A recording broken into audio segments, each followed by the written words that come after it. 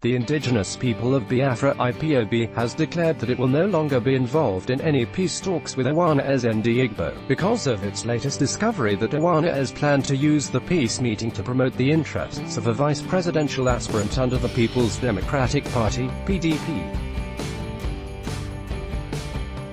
A powerful IPOB spokesperson stated this in a statement made available to Daily Post, saying that it suspects that Ohanaeze and Igbo was using its name to play politics. Professor Ben Nabuiz had last weekend hosted the leadership of Ohanaeze and Igbo and IPOB in his country home, Atani, Ogbaru local government area of Anambra State, saying that the meeting was convened to consolidate on an earlier peace agreement he had brokered between both groups in Enugu. IPOB and Ohanaeze and Igbo had been at daggers drawn following the proscription of the group by the federal government last year.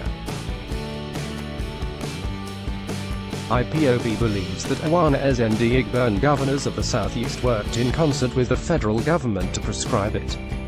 In last weekend's meeting, Nabuiz told journalists that another meeting would be held in Enugu where the Southeast governors would be in attendance, and that the trio would work to pressure the federal government to proscribe IPOB.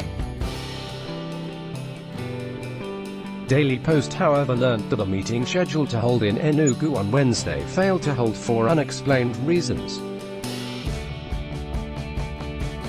IPOB, in its press release to our correspondent in Awka, said, following the inability of Ohanaeze and Igbo and Southeast governors to proscribe the activities of IPOB in line with the stated objectives of the professor. Ben Nabuiz convened peace initiative. The leadership of IPOB hereby suspend, with immediate effect, any future contact or participation in meetings involving Ohanaeze and Igbo leadership or Southeast governors.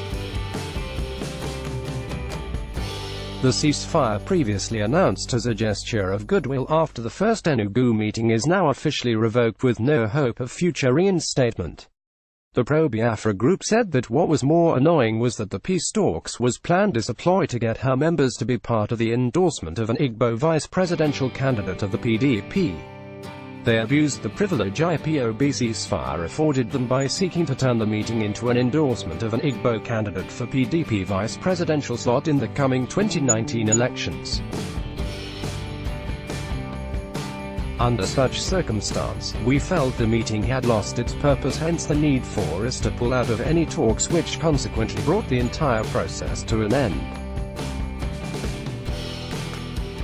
Having dutifully attended 3 meetings in the past 7 weeks with nothing to show for it, these collaborators and traitors have become more emboldened in the subterfuge to the extent of boasting observers sent by ASEROC to the Enugu meeting of the 8th of August that IPOB has been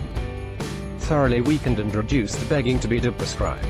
The group insisted that it has high respect for Professor Nabuiz, who had tried to broker peace between them, but would not continue with the peace talks, bearing in mind that Ohanaeze was seeking to drag them into Nigerian politics. Mindful of posterity and our deep respect for Professor Nabuiz, who personally pleaded that we suspend all negative comments and verbal attacks against Ohanaeze and Igbo, we duly obliged by announcing a binding cessation of all hostilities against corrupt Igbo leaders, despite the fact they knowingly and actively connived with Fulani overlords to kill IPOB activists, invade the